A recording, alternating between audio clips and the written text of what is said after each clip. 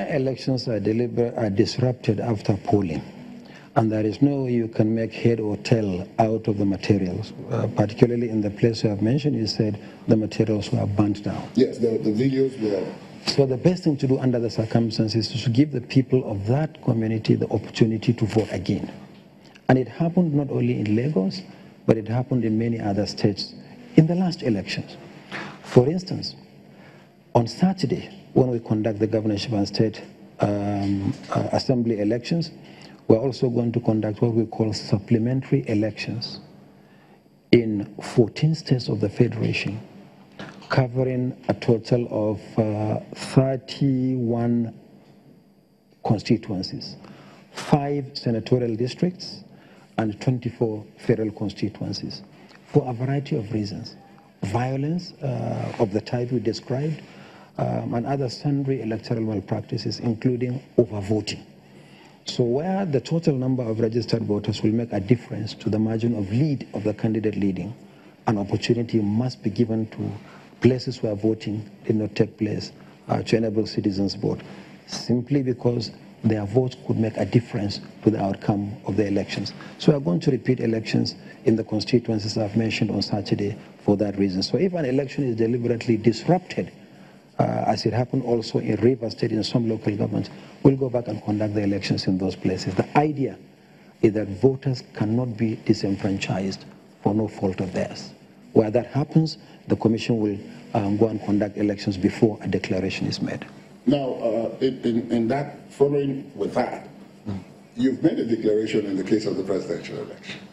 And in some of the areas that we're talking about, the elections were disrupted. So that would probably include both the presidential and indeed the other elections that were taking place simultaneously, senatorial and House of Reps at the same time.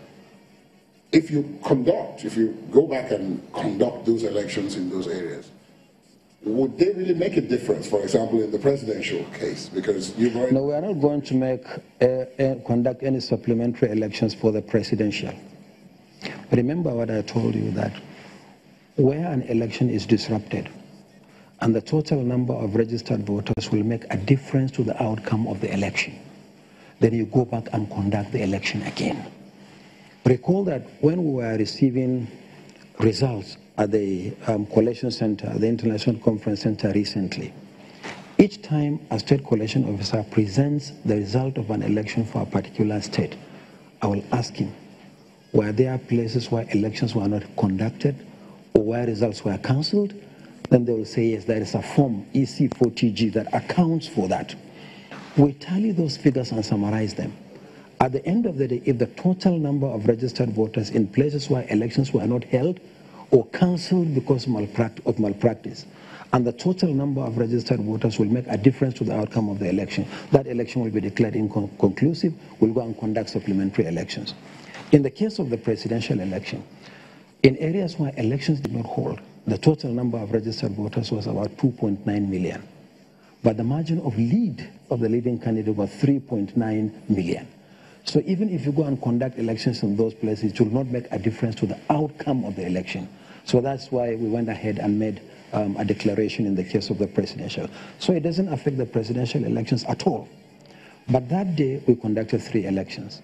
You have the presidential, you have senatorial, and you have the federal constituencies for election of members of the House of Representatives.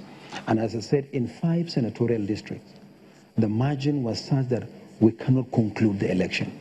We have to go back, and we are going back to conduct supplementary elections for that reason.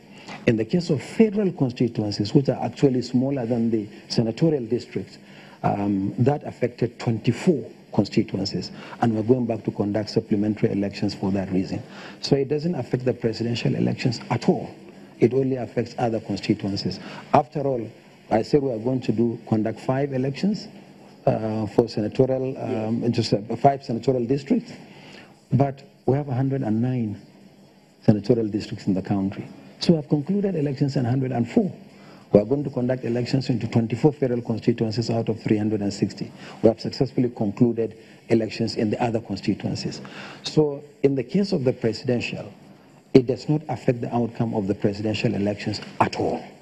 But in the case of other constituencies, it affects the margin of lead That is the total number of votes in places, voters in places where elections were cancelled is higher than the margin of lead, meaning that if you conduct supplementary election, the outcome of that election may change. And that is why we are going back to those constituencies. Nothing to do with presidential, it's for the senatorial districts and federal constituencies.